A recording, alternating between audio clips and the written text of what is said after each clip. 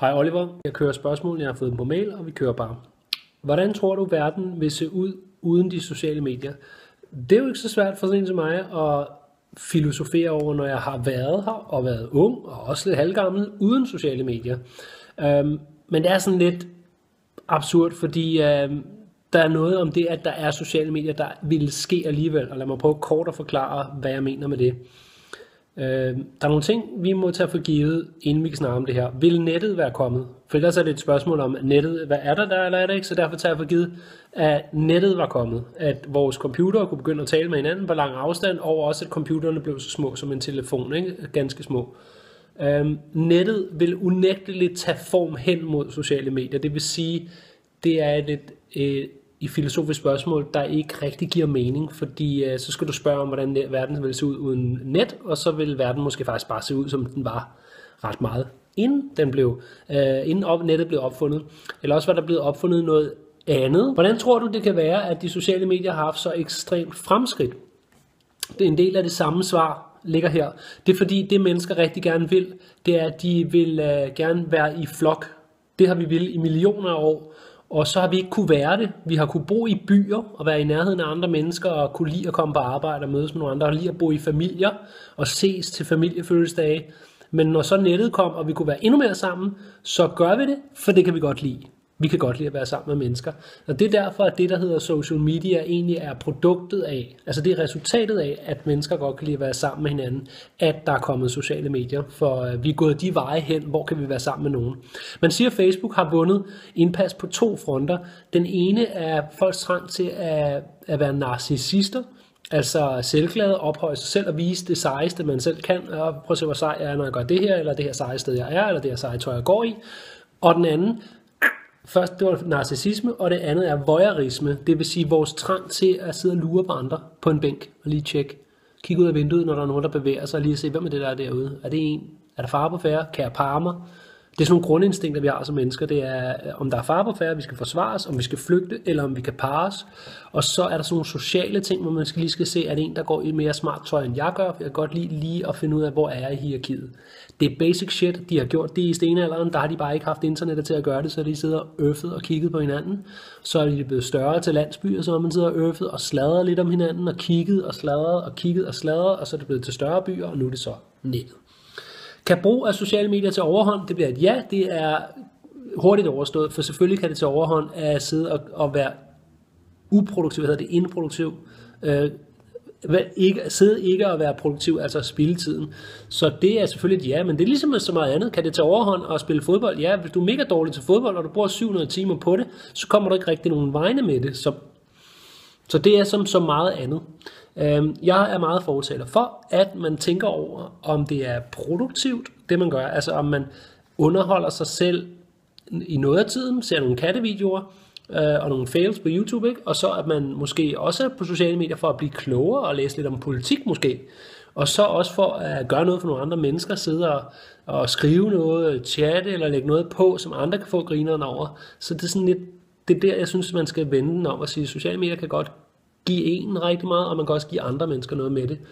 Og så bare nogle gange kigge op også, ikke? Fordi det er så det sidste felt, det er det, hvad med de interaktioner, du har foran dig. Lige pludselig så er du blevet stor og flyttet hjemmefra, og så fik du ikke det forhold til din bror eller søster, fordi begge to sidder og glodede ned i nogle skærme.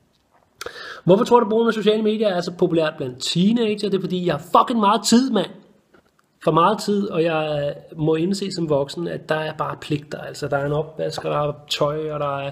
Så det er mere populært hos jer, fordi I har mere tid.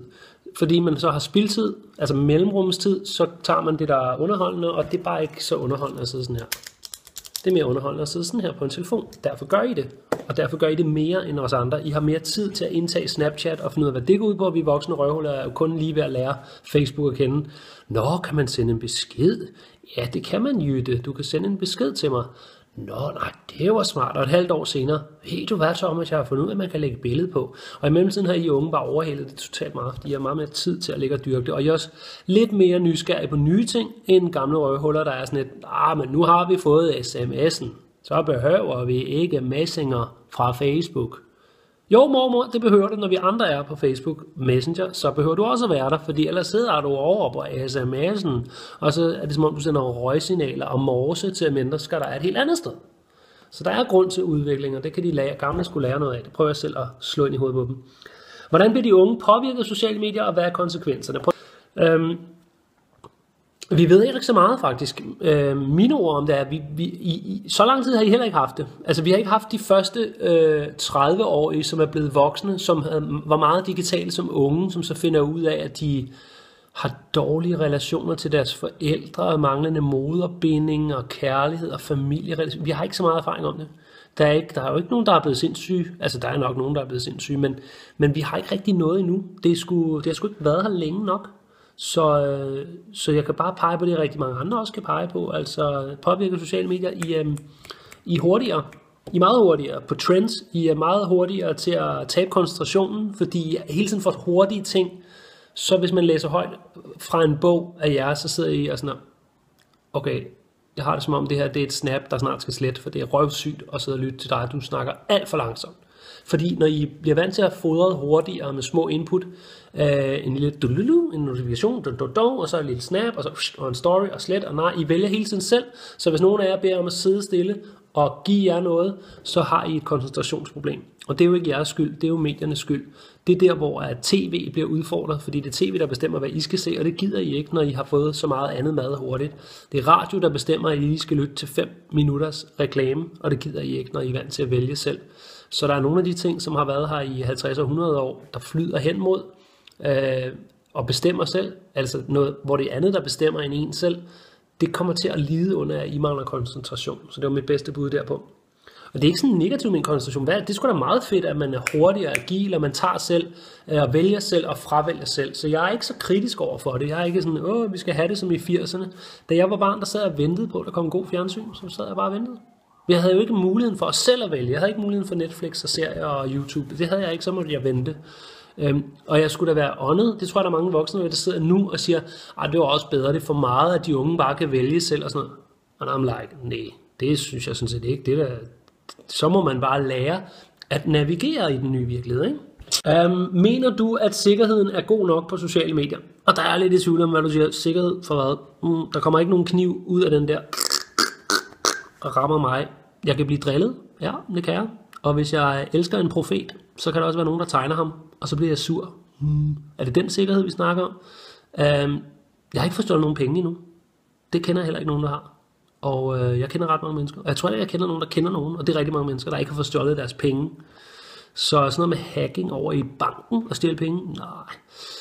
Virus? Jo, det kan man godt få, men det har jo ikke noget med sociale medier at gøre. Det har noget med, om man er så dum, at man klikker på links, hvor der står, tillykke, du er kunde nummer 1 million, du har vundet en iPhone, klik her og installer det her, selvom din virus, den siger, warning. Så det har jo ikke noget med sociale medier at gøre. Det har rigtig meget at gøre med nettet. Altså det er nettet, der er usikkert. Det er sgu ikke sociale medier, der er der, og på nettet, og dermed også sociale medier, er der links. Og nej, der er ikke nogen prins nede i Afrika, der har en 30 million kroner seddel til dig, så lad være at skrive til dem, fordi det er ikke sikkert. Nej, et link, der blinker er lidt for godt til at være sand, er ikke sikkert. Og nej, installer smiley'er på din mors netbank, lad være med det, så er der nogle russere, der løber med pengene. Det er sådan set det, ikke? Så er der sådan noget med identitetstyveri. Kender jeg ikke nogen, der har prøvet.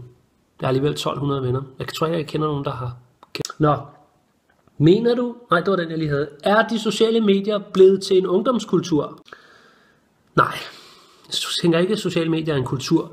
Sociale medier er transportformen for kultur. Det vil sige, hvis hiphop og rap blev opfundet nu, så vil transportformen være sociale medier. Det blev det ikke. Det blev så grundlagt i 70'erne primært, som et overlæg til funk og disco, og så kom det ind i 80'erne med nogle store koryfæer, som I selvfølgelig læser op på det, fordi man skal kunne sin Run DMC, og man skal kunne sin Grandmaster Flash. Så kom det via videobånd. Der var nogen her i Danmark, der tog til USA på exchange-ophold og kom hjem. Men i den her snak, var det transportformen, dengang var der ikke sociale medier, så var det noget andet. Det var VHS-bånd og word of mouth, altså mund-til-mund-metoden. Og det gik langsommere. Nu er der kommet noget hurtigt, nettet, og der er videodeling, og så går kultur bare meget hurtigere. Så når der starter en kultur, så er det inde i sociale medier. Spørgsmålet er sociale medier blevet til en ungdomskultur? Nej. Ungdomskultur flyder på sociale medier. 2 tilbage. Kan du knytte nogle positive og negative ord til sociale medier? Og hvad er digital dannelse? Det er 2 svære at lukke på, ikke? Kan du knytte nogle positive og negative ord til sociale medier? Positive ord om sociale medier, ting går hurtigere.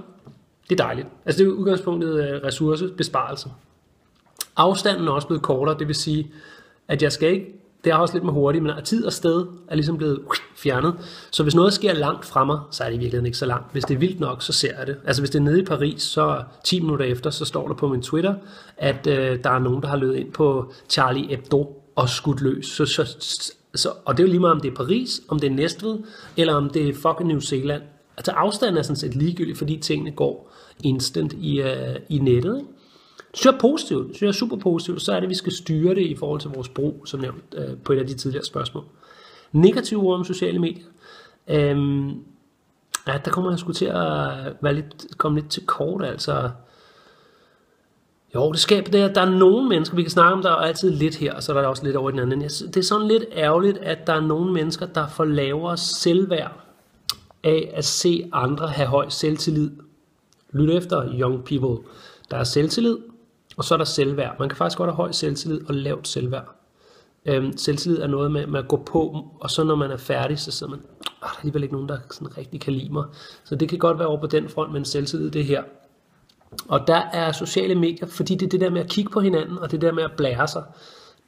De ting bliver sådan ligesom smidt ned. I skal forestille jer sådan nede i kemilokalet, den her kolbe, der står der er røg, så kommer der bare lige nogle klumper.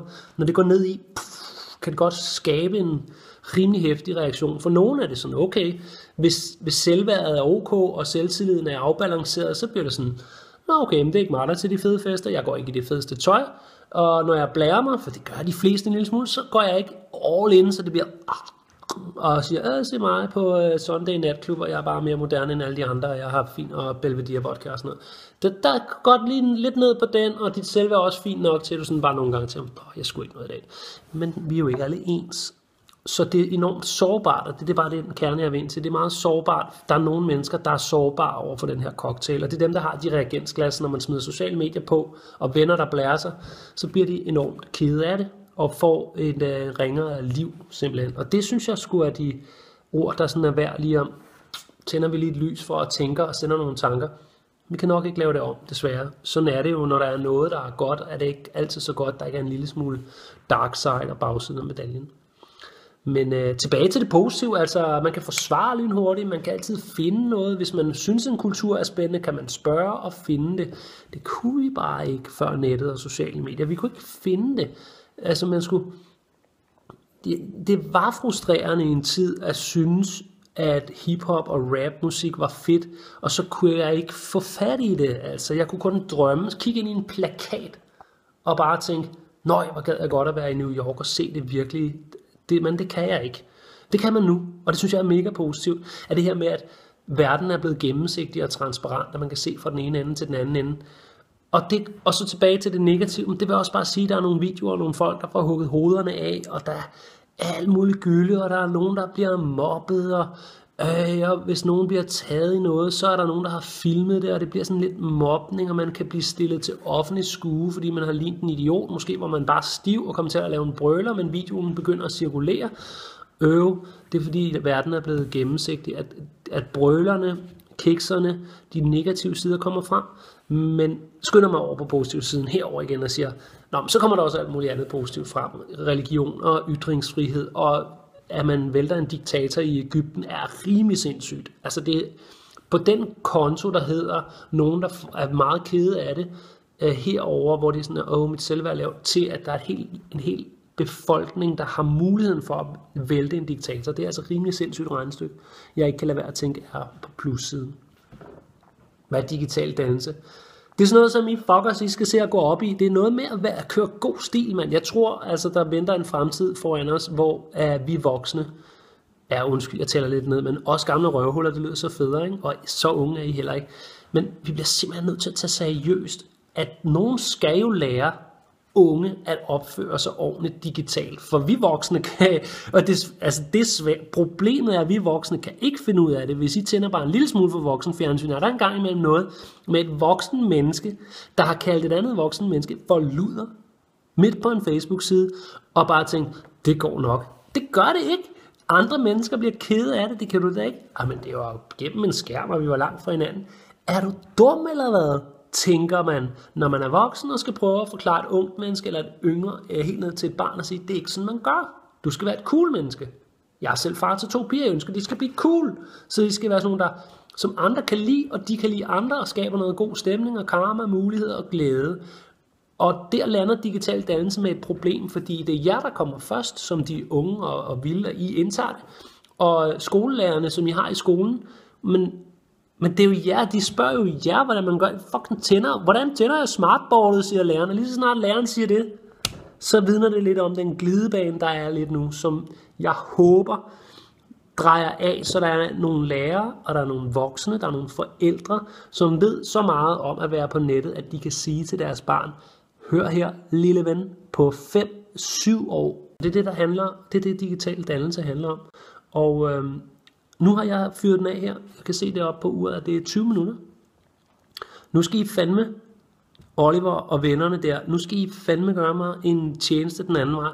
Det er, at I hører, hvad jeg siger, og I påvirker, hver af jer I påvirker 2 mennesker med noget af det her. Viser den her video, eller giver jeres rapport videre, og minder en skolekammerat om ikke at mobbe på Snapchat.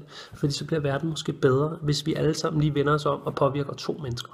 Mega sødt at gøre det. Held og lykke med opgaven. Det var alt, hvad jeg havde. Indtil vi ses en anden gang, så have det godt. Husk, at I kan følge mig på Facebook på Thomas Bigums fanpage, på Snapchat på Thomas Bigum, hvor jeg laver lidt gakkeløjer bare for at lære det at kende. Instagram, Thomas Bigum, Twitter, Thomas Bigum. Jeg er sgu på hele lortet, mand. Vi ses derude en dag. Del og like alt, hvad jeg laver, hvis I synes, det er fedt. Hej.